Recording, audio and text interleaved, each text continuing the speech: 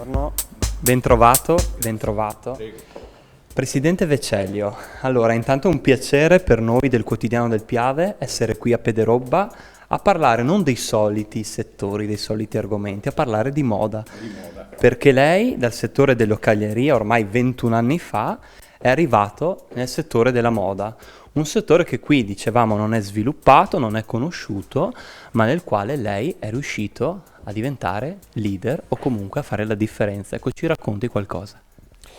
Allora, il Veneto non è vero che non è moda, il Veneto è anche moda, c'è qualcosa, soprattutto nell'accessorio, nel metallo, e ci sono alcune aziende che sono abbastanza importanti e lo sono da tanto tempo.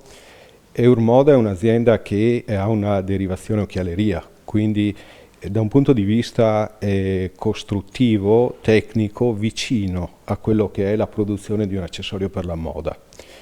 Nell'occhialeria c'è micromeccanica, per cui c'è un concetto di precisione che magari nella moda viene un po' meno, ma l'occhialeria ha sviluppato nel tempo una finitura degli accessori perfetta, l'occhiale ha minuterie perfette e questo know-how che noi ci portiamo dietro in questo settore, Cadore e Segusino e Pederobba, ben si presta anche a portare qualcosa di innovativo nella moda, che è un po' quello che è successo, perché 21 anni fa più o meno si è iniziato a proporre al settore moda di utilizzare delle finiture, in particolare la verniciatura, quindi il colore, che non esisteva nella moda e ancora oggi è una parte marginale della finitura, su articoli che tendenzialmente hanno sempre usato il prezioso, quindi l'oro e il palladio, che è il colore bianco e giallo, che si vede tendenzialmente nei gioielli e nell'accessorio. È stata tutta un'evoluzione poi di rapporti con dirigenti nelle varie società e in questi vari brand che poi hanno permesso di diventare poi un'officina, una lucidatura, uno stampaggio e arrivare oggi, come siamo oggi, un'azienda totale, completa, che ha internalizzato tutto, ripeto, utilizzando know-how ex occhialeria, ma anche un po' di innovazione mirata e giovane e fresca sul settore moda, ed essere qualcosa che è non meglio, non peggio, ma diverso da quello che è il cuore della moda, che è a Scandicci. Oggi il cuore della moda è Scandicci, la Toscana lo è da sempre, sia per la pelletteria sia per l'accessorio, e il Veneto è qualcosa, è un'opportunità per i brand perché ha una mentalità leggermente diversa, e cioè è meno creativa forse di quello che è il toscano e il fiorentino, anche storico, però più sensibile ai numeri, più sensibile all'organizzazione, alla struttura, all'organizzazione, tant'è che oggi noi siamo il primo o a pari merito fornitore nel vendor rating di Gucci, e lo siamo perché siamo estremamente organizzati. Cioè, questa azienda ha messo in piedi una struttura anche iperdimensionata rispetto alle proprie necessità, ma proprio per anticipare i tempi e investire in risorse umane, che è poi il cuore delle aziende, perché quello che fa l'azienda non sono le macchine, non sono i mobili o l'arredo, sono le persone, che è il cuore. Ecco, in questo noi abbiamo investito molto. Ormai da tempo si dice che l'economia gira nei paesi asiatici, quindi i veri mercati più importanti sono quelli dei paesi più importanti come l'India, come la Cina. Ecco, è giusto ragionare con questa forma mentis o forse in questo momento, nel XXI secolo, siamo di fronte a un'interdipendenza a tutti gli effetti dei mercati e quindi il fatto che non siamo sconnessi gli uni dagli altri. Allora, al di là del fatto che io ho un mio principio per cui siamo davvero un tutt'uno, e questo ce l'ho a prescindere proprio dalla questione umana, ma proprio siamo un tutt'uno interconnesso, e il discorso anche del business oggi deve assolutamente superare quelle barriere mentali che avevamo. E la Cina, ad esempio, oggi è un mercato che è senz'altro più interessante a livello di potere d'acquisto che non di competizione nel business o nella produzione. Nel mondo della moda l'Asia non è affatto adeguata, ma non è una questione di capacità di fare qualità, è un fatto di numeri. La moda vive di stile, lo stile vive di schizofrenia, per cui la mentalità di approccio, di produzione nella moda, anche dove i numeri sono enormi, deve essere flessibile, duttile, ben disposta al cambiamento continuo, deve avere delle caratteristiche di movimento totale, anche l'azienda deve cambiare, devono cambiare i muri ogni settimana, no? E questo tipo di approccio un'Asia non lo ha come proprio approccio per i numeri che ha. Ovviamente l'azienda media in Cina ha 10.000 dipendenti e si muove male, perché 10.000 dipendenti li muovi male, no? Quindi oggi l'Asia, come probabilmente domani l'India, sarà un luogo in cui ben si prestano le enormi produzioni di massa, giustamente. E io vedo la Fiat prodotta in India, ma non posso vedere la Ferrari prodotta in India, no? Ecco, per caratteristiche proprie, per il fatto che deve avere delle peculiarità legate alla nicchia. Questo è quello che a me fa stare tranquillo nel business in cui lavoriamo. Il fatto che la moda sta bene in Italia. Ecco, non solo in Italia, ma anche in Italia. Perché l'italiano va bene nel settore della moda, proprio come persona, come fantasia, e magari un russo, un cinese, per la sua impostazione, non è adeguato? Direi che è parte proprio della nostra storia. Ecco. Poi però l'Italia ha anche dei grossi problemi, ecco, dei grossi problemi che sono un derivato di una generazione che ha perso di stimolo, tant'è che oggi un'azienda come la nostra non può prescindere dallo straniero. Però oggi non è una questione di essere italiani, oggi è una questione di saper assaporare la bellezza che l'Italia può esprimere e quindi vivere in Italia può essere un'occasione anche per gli stranieri, di cui io non farei più a meno.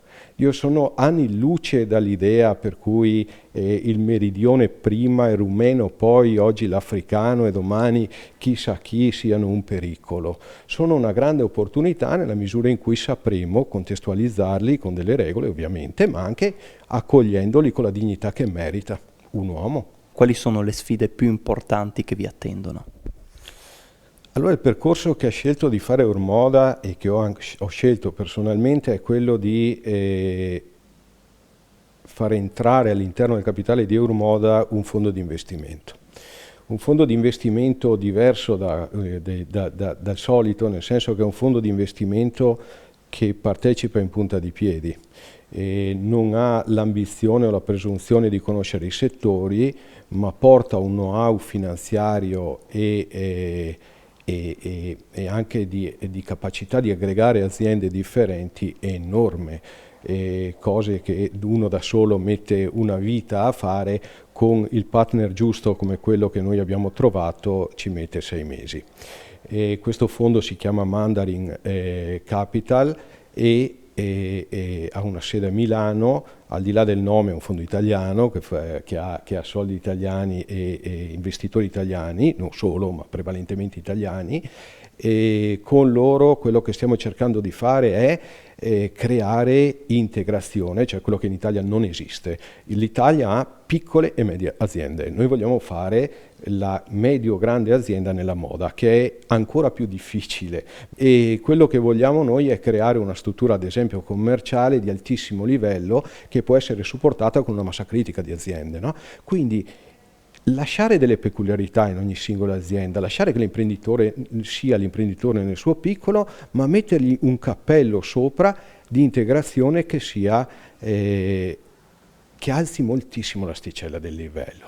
Quindi quello che stiamo cercando di fare è, all'interno dell'Italia, mettere assieme delle aziende che siano venete, anche in Emilia e anche in Toscana. Siamo in due diligence, non posso parlare di nomi o di che cosa, però è una cosa in cui siamo a buon punto e che porteremo sicuramente a buon fine, e quindi avremo davvero l'intera potenzialità dell'accessorio integrata in un gruppo. Dopodiché faremo degli investimenti assieme, e questo ci porterà a fare e ad avere ogni tipo di tecnologia, anche quella che il singolo non può avere, e avremo una potenza di fuoco a 360 gradi nel mondo della moda, perché anche la moda non è tutta uguale, c'è Hermès, ma poi ci sono anche il medium luxury, no? Dove c'è un monte di roba prima di arrivare a quello che invece è più adeguato produrre in altre nazioni con costi differenti e con numeri differenti. Per cui questo è il progetto, un progetto che comunque non è a 20 anni. Noi nel 2021 vorremmo toccare i 100 milioni, per cui, e questo è ragionevolmente raggiungibile a salvo di problemi che non posso prevedere, ecco, ce la mettiamo tutta. Bene, abbiamo fatto questo piccolo viaggio insieme nel mondo della moda dell'alta marca trevigiana. Ecco, ma se lei dovesse dire quello che è il vero valore aggiunto di Euromoda, il vero valore aggiunto della sua azienda e del suo modo di lavorare all'interno di un gruppo? La parte vincente del nostro mondo, io lo chiamo mondo, ovviamente amo la mia azienda, ma lo chiamo il mio mondo, è il valore umano. Questa azienda non ha dipendenti, ha anime all'interno. Qui siamo davvero una famiglia e io lo vivo come tale. I nostri dipendenti sono parte di noi, io sono parte di loro e onestamente